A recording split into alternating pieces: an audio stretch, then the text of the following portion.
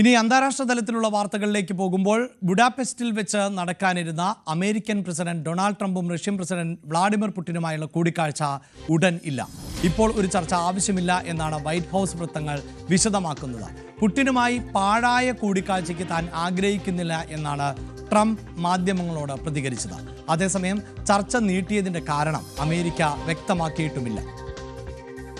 No, I don't want to have a wasted meeting. I don't want to have a waste of time, so I'll see what happens. But we did all of these great deals, great peace deals. They're all peace deals, agreements, solid agreements, every one of them. But this one, and I said, go to the line of battle, the battlefield lines, and you pull back and you go home, and everybody take some time off because you got two countries that are killing each other. You got two countries that are losing 5,000 to 7,000 soldiers a week. So we'll see what happens.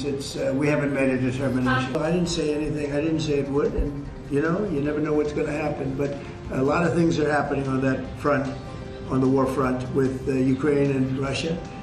And we'll be notifying you over the next 2 days as to what we're doing. But a lot of things are happening. Ajay Sudha ബിജുവാണ് തുടരുന്നത്. Ajay, time waste ചെയ്യാനില്ല എന്ന് Trump പറയുമ്പോൾ സമാധാന നീക്കങ്ങൾക്ക് വിജയം കൈവരിക്കാൻ സാധിക്കില്ല ട്രംപുമായുള്ള കൂടിക്കാഴ്ചയിൽ എന്നാണല്ലോ അതിൽ നിന്ന് വായിച്ചെടുക്കേണ്ടത്. മറ്റു കാരണങ്ങൾ എന്തെങ്കിലും പറയുന്നുണ്ടോ വൈറ്റ് ഹൗസ്? നിലവിൽ കാര്യങ്ങളൊന്നും വ്യക്തമാക്കാതെയാണ് വൈറ്റ് ഹൗസും അതുപോലെ തന്നെ ട്രംപും പ്രതികരിച്ചിട്ടുള്ളത്. പുടിനുമായിട്ട് നിലവിൽ കൂടിക്കാഴ്ച നടത്തേണ്ട ആവശ്യമില്ല എന്നാണ് വൈറ്റ് ഹൗസ് സൂചിപ്പിക്കുന്നത്. അതേസമയം ട്രംപ് പറയുന്നത് പുടിനുമായി പാഴായി പോകുന്ന ഒരു കൂടിക്കാഴ്ച നടത്താൻ തനിക്ക് താല്പര്യമില്ല, താൻ കാര്യങ്ങളെ നിരീക്ഷിച്ചു കൊണ്ടിരിക്കുകയാണ്, ഇതിന് ശേഷമായിരിക്കും അദ്ദേഹത്തെ കാണണോ വേണ്ടയോ എന്ന് തീരുമാനിക്കുന്നത് എന്നാണ് ട്രംപ് പറഞ്ഞത്. ഈ പുടിനുമായി അനാവശ്യമായി ഒരു കൂടിക്കാഴ്ച നടത്തി തനിക്ക് സമയം കളയാനില്ല എന്നും ട്രംപ് കൂട്ടിച്ചേർക്കുന്നുണ്ട്. എന്നാൽ ഇത് ട്രംപിന്റെ മുൻ നിലപാടിൽ നിന്നുള്ള വലിയൊരു വ്യതിചലനമാണെന്ന് നമുക്ക് കാണാൻ സാധിക്കും. ഇതിനു മുൻപ് ഏതാനും 2-3 ദിവസം മുൻപ് അദ്ദേഹം വൈറ്റ് ഹൗസിൽ വെച്ച് വ്ളാഡിമിർ സെലൻസ്കിയെ കണ്ടിരുന്നു, യുക്രൈൻ പ്രസിഡന്റ്. ആ സമയത്ത് അദ്ദേഹം പറഞ്ഞത് പുടിനുമായി ടെലഫോൺ വഴി സംസാരിച്ചിരുന്നു. ഏതാണ്ട് 2-2.5 മണിക്കൂർ നീണ്ടുനിന്ന സംഭാഷണമായിരുന്നു. ഈ സമയത്ത് യുക്രൈന് മിസൈൽ നൽകരുതെന്ന് റഷ്യ പറഞ്ഞു.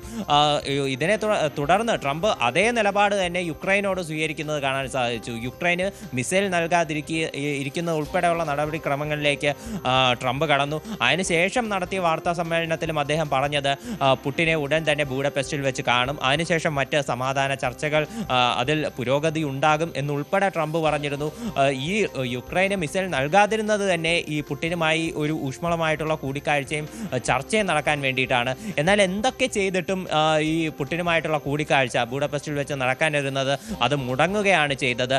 ഇത് അമേരിക്ക ഈ സമാധാന ചർച്ചയുമായി ബന്ധപ്പെട്ട് അലാസ്കയിൽ വെച്ച് നടത്താനിരുന്ന 2ാം ഘട്ട ചർച്ചകളും മുടങ്ങിപ്പോകുന്നു. ഇപ്പോൾ ബൂഡാപെസ്റ്റിൽ വെച്ച് ഈ പുടിനുമായി നടത്താനിരുന്ന അടുത്ത ഘട്ട ചർച്ചകളും പരാജയപ്പെട്ടു പോകുന്നു. എന്നാൽ എന്താണ് ഇതിലേക്ക് നയിച്ചതെന്നുള്ള കാരണം ഇനിയും വ്യക്തമായിട്ടില്ല. കഴിഞ്ഞ ദിവസം US സ്റ്റേറ്റ് സെക്രട്ടറി ആയിട്ടുള്ള മാർക്കോ റൂബിയോയും അതുപോലെ തന്നെ റഷ്യൻ വിദേശകാര്യ മന്ത്രിയായിട്ടുള്ള സെർജി ലാവ്റോയും ഇരുവരും തമ്മിൽ ടെലഫോൺ വഴി സംസാരിച്ചിരുന്നു.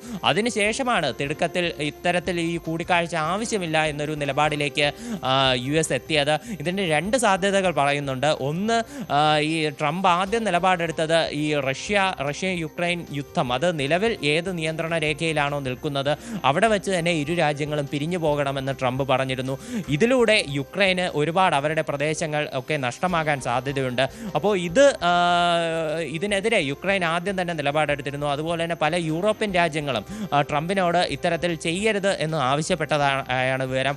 അപ്പോൾ അത് കാരണം പുറകോട്ട് പോകാനായിട്ടുള്ള സാധ്യതകളുണ്ട്.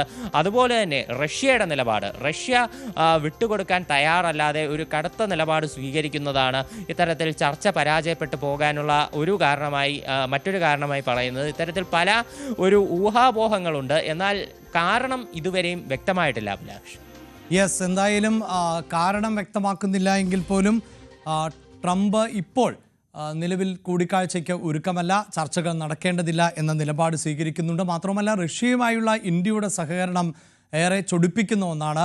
റഷ്യയിൽ നിന്ന് ഇന്ത്യ ഇനി എണ്ണ വാങ്ങില്ല എന്ന് ഉറപ്പു നൽകിയിട്ടുണ്ട് എന്ന് ട്രംപ് ആവർത്തിച്ച് പറയുമ്പോൾ അത് ഇന്ത്യ നിഷേധിക്കുകയും ചെയ്തിട്ടുണ്ട്.